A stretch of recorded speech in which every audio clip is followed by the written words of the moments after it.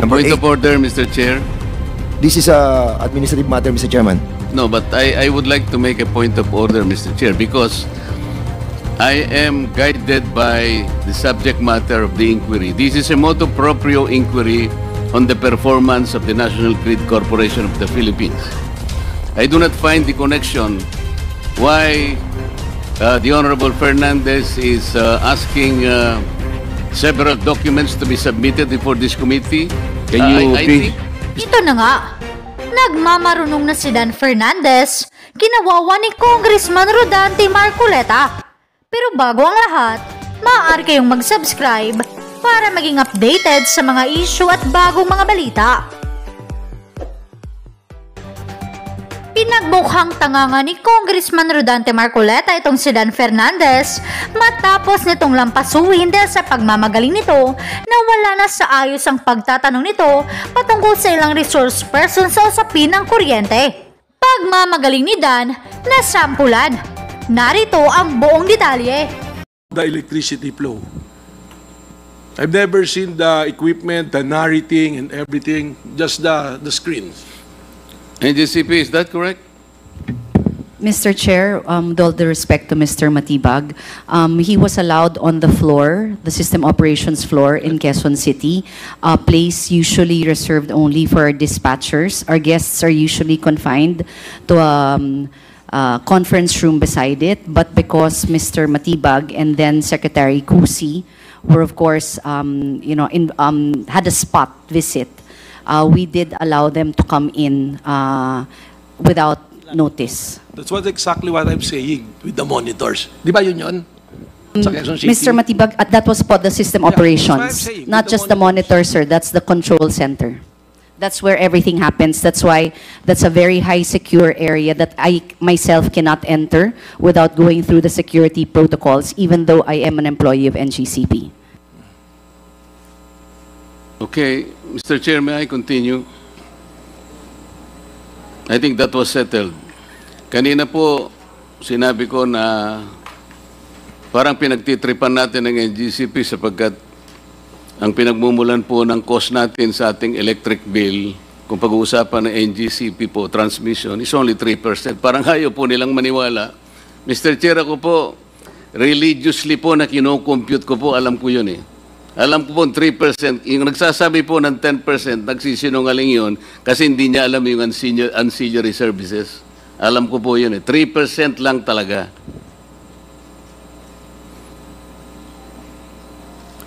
Madam ARC, may I continue with you, please? When you failed to provide regulatory reset for 2 regulatory periods, did it affect the operational cost of NGCP?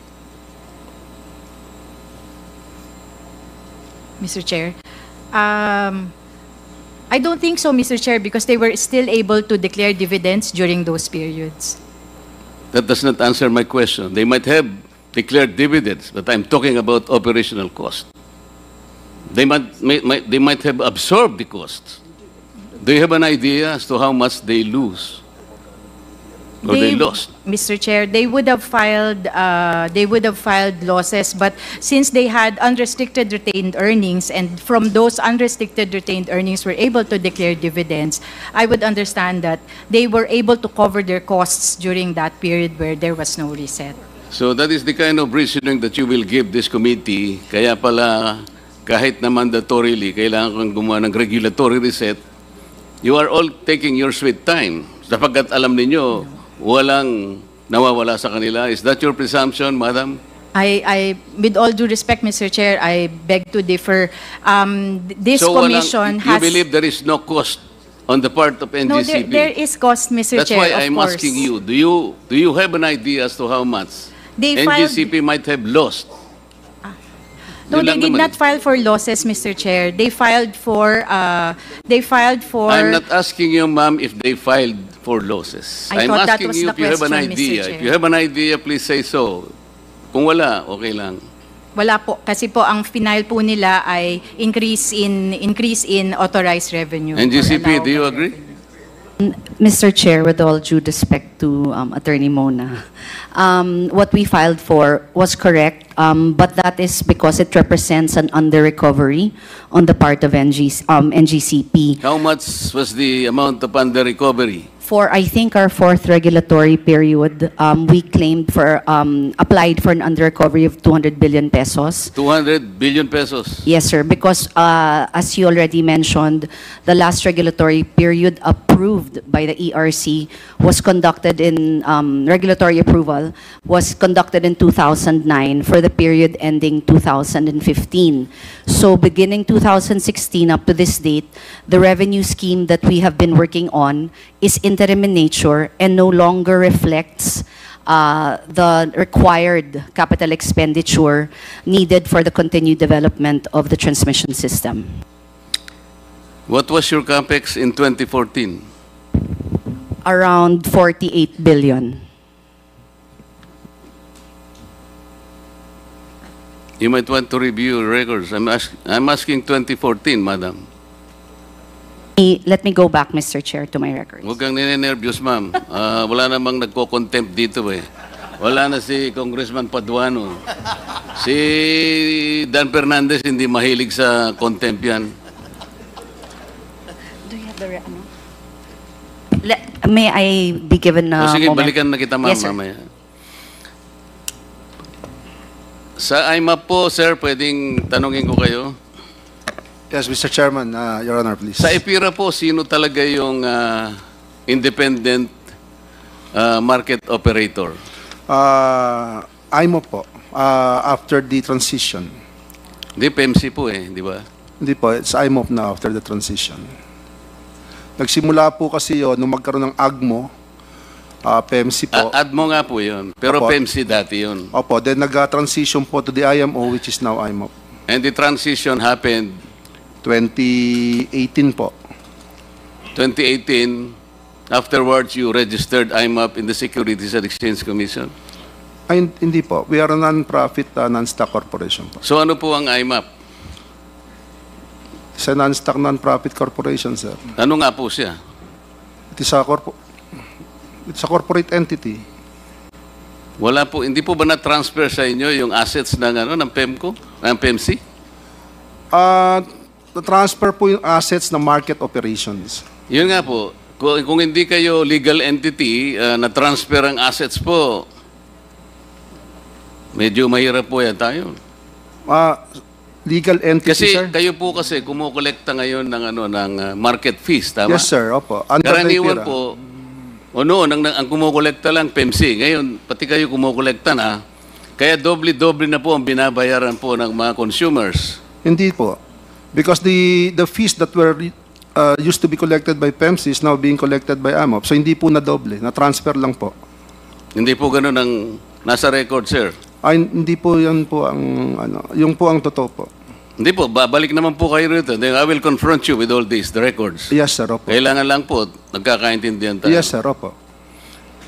Ang sabi po ninyo, kaya kayo nandyan because kayo ang, ewan ko, non-profit. Pero, di ba ang inyo pong, katungkulan niya yung WSM?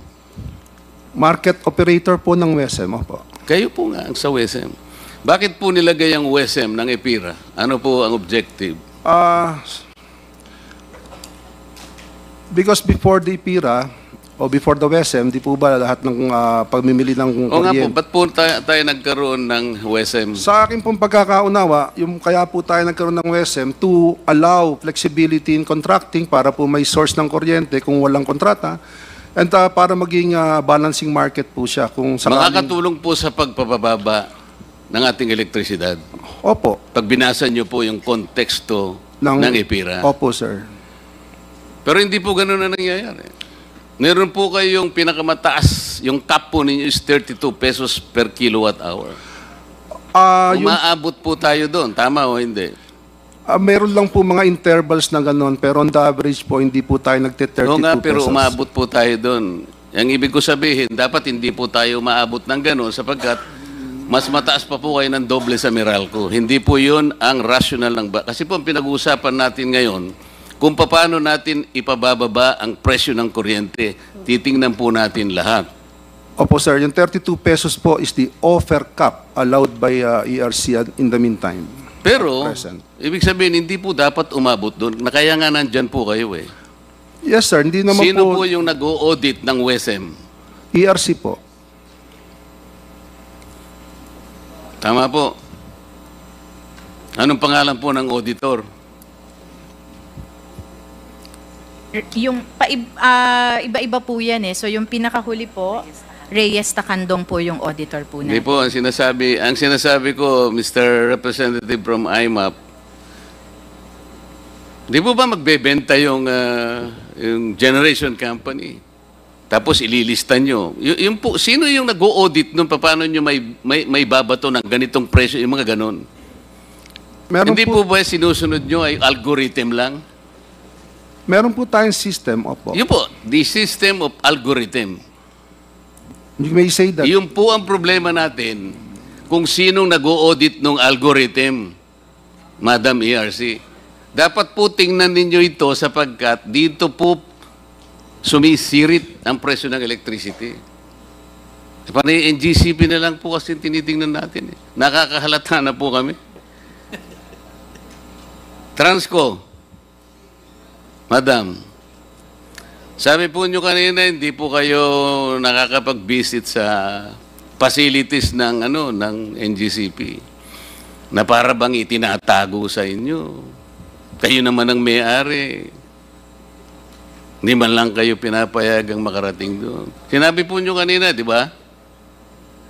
Mr. Chair, I believe I did not say that. Ikaw naman yata kaibigan na nagsabi? Ikaw naman. Yes. In fact, there's a letter from NGCP, and let me read from the letter. NGC replied on our request to do audit and visit.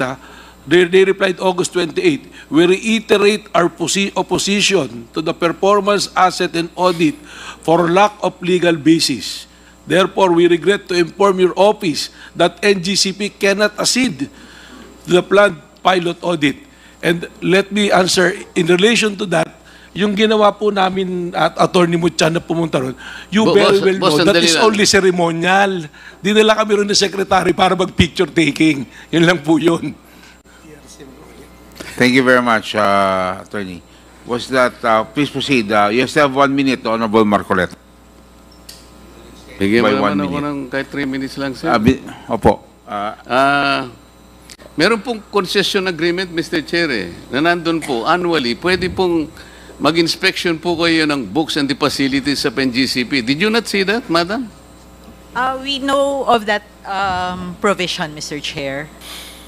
You know that provision, but you did not take advantage of that provision. Nandun po yun eh. Hindi po pwedeng hindi sila pumayag. Mr. Chair, as mentioned earlier po, we have the TR flat with PISAM, and part of the TR flat, or that's the transmission regulatory, yung TRFLA stand for several areas. So, we may portion po sa TR flat that on the books and records of NGCP. Now, we can, with proper notice, we can get access to the books and records to verify or visit the performance by NGCP of its mandates under the concession agreement. I'm just paraphrasing, pero that's how I'm recalling it now. So, we take advantage of the inspection of books and records. Kaya lang po along the way, merong areas na hindi kami nagkakasundo. Sa scope, may hindi lang po napapagkasundoan. And then also for certain aspects, meron din pong, so generally, meron pong navivisit, merong hindi. That's about it po. I cannot give more details kasi nga po this is part also of the issue between Transco and GCP. Mr. Chair, may I be allowed to say something? Nung ang Transco po ang humahawak pa ng ating transmission, can you honestly say that transmission cost is cheaper? Mr. Chair, I think they are not directly comparable in that sense kasi po ngayon, ang denominator po sa transmission cost is the demand Madam, for energy. So kung This committee will be the one to judge whether it is comparable or not. in terms of You just have to answer my numerical question. number, I believe nasa mga 6, yung 45 centavos ngayon, before was maybe at 60 centavos if I'm not Di mistaken. mas mataas kayo, di ba, ma'am? Okay. During your time, can you safely say that there are fewer brownouts as compared today when NGCP is the one handling the transmission? I Mas cannot marami recall po kayong brownout, ma'am. Ako na sasagot. wala sa inyo. pong ano ng records. ERC, ma'am. If we will have more connections that will become, or if we will have more communities that will become contestable markets, we will have the chance of lower electricity. Correct? Tama po, Mr. Chair. Okay. Ibig sabihin natin, palalaganapin natin yung retail competition and open access para Tama po. bumaba po. Nandun po. Apo. If aggregations is maximized in communities, electricity will be further reduced. Tama Yes, po, ma'am. Mr. Chair. If we remove the 12% VAT in electricity, we can lower electricity further. Tama, ma'am. Immediately, Mr. Immediately and significantly. If we remove the excise tax in fuel, which feed the generation system, especially the backload, we will certainly lower our electricity, madam. Tama. DOE. Yes, ma'am. Madam DOE, considering ang ating pong mga fuel ngayon are more or less imported, yung pong nagme-maintain ng ating baseload, coal and petroleum, hindi natin mapapababa ang kuryente. LNG is also imported. Tama po? Yes, Mr. Chair. Okay. Last 1 minute of your 3-minute extension. Because we gave you the 3 minutes because you're the senior citizen. Madam DOE representative, if we remove the cross-ownership provision in the EPIRA, we can rationalize better the price of electricity eventually. Kasi mapipilitan silang bumili dun sa hindi nila kamag-anak, kung hindi nila kaibigan. Tama, ma'am? Nakakatulong. The cross-ownership prohibition. Where the distributor kasi, part owner siya nung generation, kaya napipilitan doon sa bibili kahit mahal yun eh. Pero kung walang cross-ownership, at palalaganapin natin yung competitive selection process as if it is open and public, bababa ang kuryente, ma'am. I assume. Oh, yes daw, Mr. Chair. Huh? Philippine Competition Commission. Last question. Yes, yes, sir. Kasi po, ma'am, baka akala nyo hindi kayo kasali rito eh. Is NGCP violating any anti-competition or market behavior or whatever? Mr. Chair po, with regards to having a single franchise owner, we note naman po that that is not uncommon in the energy transmission. But for markets like this where you have a single franchise owner, strict compliance po with regulation is key for that. Parang hindi mo sinagot, ma'am eh. Thank you. Baka gusto mong, walang violation, di ba?